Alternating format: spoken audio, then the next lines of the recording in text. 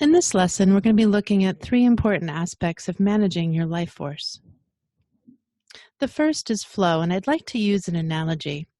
If you think of your energy, your life force, as this reservoir, for many of us, we've had this feeling of being too much, where we have all of this energy, all of this consciousness, just the sense that we're too much compared to your average person, and there's a feeling of holding it back. And one of the things we end up doing is trying to navigate, well, how much of myself can I let out before I wash away people? Can I let out a little bit or a lot? And when is it going to be, like drinking from a fire hose, where we have this experience where people are like, whoa, that's just too much. And a lot of times we're not even putting out that much energy, but it feels like this constant struggle of figuring out how much of ourselves to share or not share. I was sitting and meditating, and the image that I saw was instead to allow yourself to really feel yourself fill and then flow over the edges. And imagine water in that reservoir just flowing over the edges and then finding its path of least resistance, and this idea of it flowing. Then people can come or go or get as close or not as they want to at their choice, and you're not holding back or having to figure out how much of yourself to let in or out. This is also really helpful to not sort of be exhausted at the end of the day, because it takes energy to manage your energy. The other concept I want to talk about is this idea of rewiring. If you think of the body's nervous system as wiring, and when we have trauma, we end up having these ways that our nervous system is wired, and we get certain reactions that can happen. I want to also think of it as sort of going from 110 to 220, and we're upgrading our system. But in the process of upgrading, what can happen is we can hit these circuit breakers. I think of the circuit breakers as the way that the circuit breakers work in your house.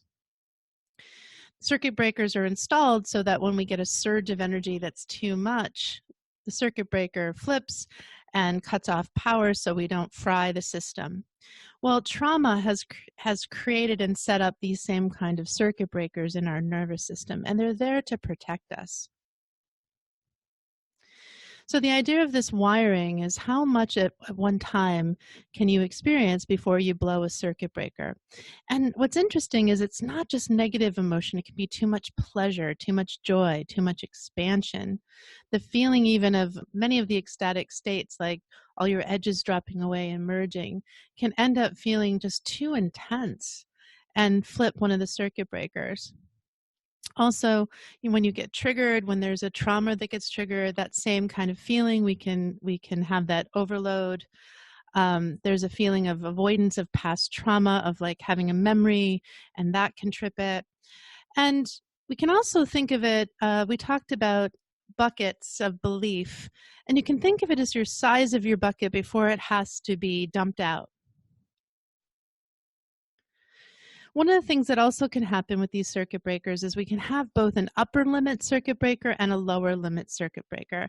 And this really keeps us in this particular emotional range, avoiding really intense joy, intense intimacy, closeness, that feeling, those ecstatic states, because they trip us in our circuit breakers.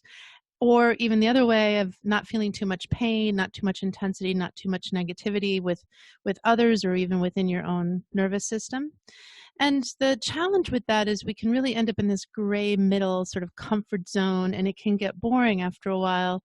And it also limits us in what we can experience and being able to continue to grow and continue to expand.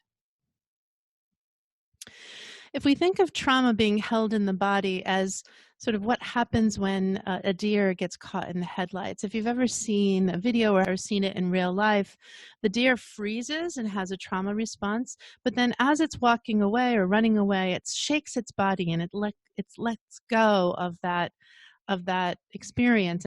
The deer shaking it off is allowing it to not hold it in its body. So part of getting rid of the buckets that we talked about in the last module is letting the body actually release these experiences from the past.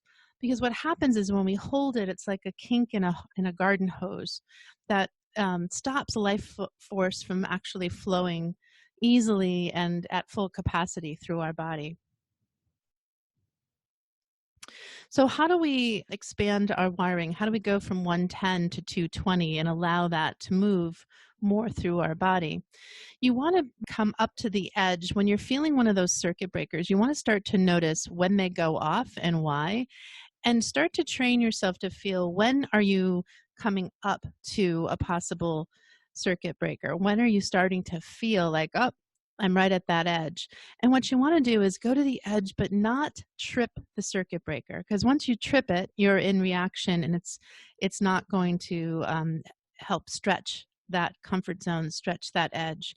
So some of the things and ways you can notice if you're starting to come up to a circuit breaker, if as you feel yourself leaving your body, for example, like you start to disassociate, you start to get spacey. Sometimes that can even be like you go blank, or you can't even remember what the person said. It's not landing. You can start to feel panicky or anxious, or when you get that feeling of like not just anger or regular emotion, but that feeling of rage or starting to get taken over by it. When you're feeling any of those, you want to stop and allow yourself to back up and to work with the triggers and work with the emotions and say, what's really happening here? What is the belief or the desire underneath that's wanting to happen, and to work with the trigger? If we think of the wiring as, 220 or 110 wiring, that's like in a house, for example, when you have higher level wiring, you can run bigger appliances in your home. But there's also another concept with your life force and energy that I call capacity. And that's how big your battery is. How big is that reservoir? How much do you have to pull on at any one time if you want to? So that can also be about endurance and about the overall level of what you can handle, how much power you can hold, how much life force you can be in and stand in and be able to engage. So where wiring is about that movement of how much at any one time can you run through your system, capacity is how much do you have access to? How much is it that reserve and that ability? So for a lot of people, it's interesting. I find that a lot of really conscious people have huge capacity, but because of trauma, the wiring and the circuit breakers are in place to limit that because of the capacity. Because there's this large capacity, there's this fear of really accessing that full power, and those circuit breakers get put in place. So when you're able to master and manage all three of these, there's a continuation of ever increasing ability to live full volume, to be on fire, to have that desire and that passion and that motivation.